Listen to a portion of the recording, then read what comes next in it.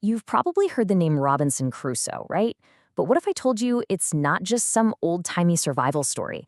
We're going to dive into how this 300-year-old book is, well, kind of a secret blueprint for our modern world. Seriously, what it reveals about us, it's just as relevant today as it was 3 centuries ago. So here's what we've got lined up. We're going to look at the world he came from, check out why he was such a rebel, see how he literally builds a kingdom from scratch, get into that complicated relationship with Friday, and then, yeah, we'll figure out why this story just refuses to go away. All right, first things first. To really get Crusoe, you got to understand the world he was born into. We're talking about a time of big ideas, expanding empires, and a brand new, totally revolutionary way of telling stories. Yeah. See, this new thing called the novel was a total game changer. This wasn't your usual knights and dragons fairy tale stuff. Authors like Daniel Defoe were going for this gritty, super realistic feel, almost like reading a newspaper report. It was all about the small details, the nitty-gritty of life, which made these wild stories feel like you were reading someone's actual diary. And at the very same time this new storytelling is blowing up, a so-called new world is being discovered and conquered. As Europeans started spreading out across the planet, the way they saw other people and places changed, and fast. What they first saw as this incredible, rich paradise, well, that view quickly soured into just a bunch of resources to be taken and a wilderness to be controlled. So how do you justify all that?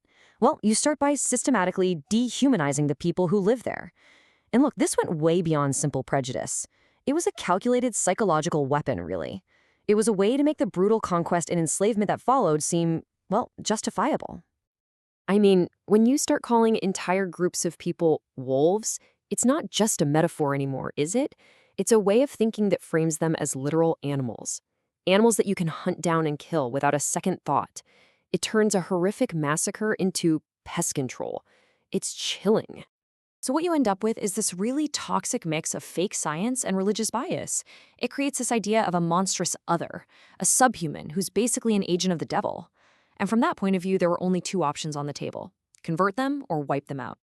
Okay, so that's the world. Now let's get to the man himself.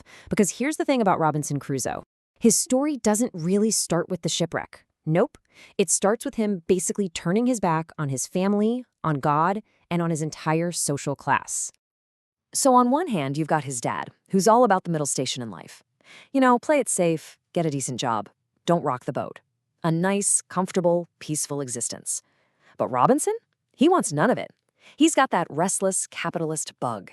He wants adventure, he wants risk, he wants to get rich, and he wants it now. And when he takes off, he does it without getting his father's blessing, or God's blessing. And in the world he lived in, that was a huge deal. It's basically framed as his original sin. Disobeying your dad was like disobeying God himself. So right from the get-go, he's basically asking for divine punishment, and boy, is he gonna get it. And that punishment, it doesn't take long to arrive. His whole early journey is just this cycle of one bad decision followed by a disaster. He gets shipwrecked, he gets captured and enslaved. But what's really fascinating is how through all this, you start to see this massive double standard in how he sees the world. So check this out. After he escapes from slavery himself, what's one of the first things he does? He becomes a slave master to the boy who helped him escape, Zuri. Why? Well, it's pretty simple. In his head, freedom is his birthright because he's European. But for Zuri, oh, that's just a privilege that he, the master, can grant or take away. The story even lets him off the hook by having Zuri willingly agree to be sold.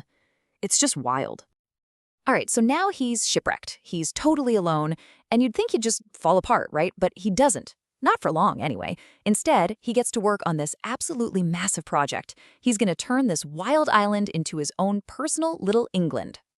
And the way he does it is like a textbook example of that Protestant work ethic. He doesn't just sit around feeling sorry for himself. For him, despair is a sin. Hard, methodical work, that's a moral duty.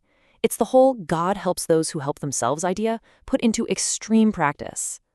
Okay, and then we get this really interesting moment. He's salvaging stuff from the wreck, and he finds a bunch of money, coins, the ultimate symbol of wealth, right? But then he has this incredible realization. He instantly understands the difference between what something is worth and what it's useful for. It's like a pile of cash is useless if you're starving and there's a loaf of bread right next to it. The money has zero use value on this island. He can't eat it, he can't build with it. And yet, and this is the kicker, his capitalist brain is so hardwired that he takes the money anyway. He just can't let go of the symbol. So he's got his fortress, he's got food, he's surviving. But physically surviving isn't enough. He has this total spiritual crisis. He has this crazy, feverish dream where he feels like God is giving him an ultimatum, and it completely reframes his whole story.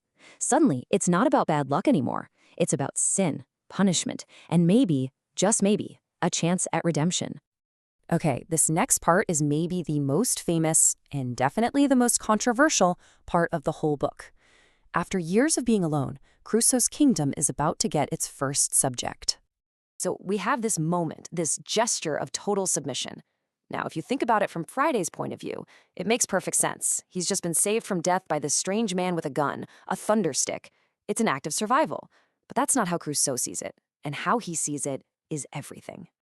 This is a perfect example of what's called the colonizer's gaze. It's like wearing a pair of glasses that completely distorts what you're seeing. Crusoe doesn't see a terrified man trying to stay alive. He sees someone who is willingly, even joyfully, submitting to him because he recognizes Crusoe's natural superiority. And that one little misinterpretation, it justifies everything. It turns enslavement into a rescue mission. From that moment on, Friday basically becomes a blank canvas for Crusoe to paint on. His old identity is just wiped away.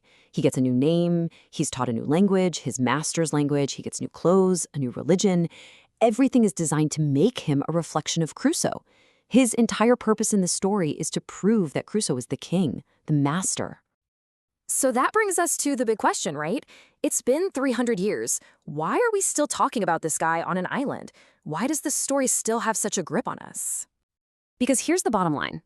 Robinson Crusoe stopped being just a novel. It became a kind of foundational myth for the modern Western world. It's the story that helped justify some of the biggest ideas that would shape the next 300 years: rugged individualism, the relentless drive of capitalism, and the whole colonial project. So it leaves you with a pretty heavy question to think about. Robinson Crusoe built his little world on a deserted island from scratch. But how much of our world is still built on his blueprint?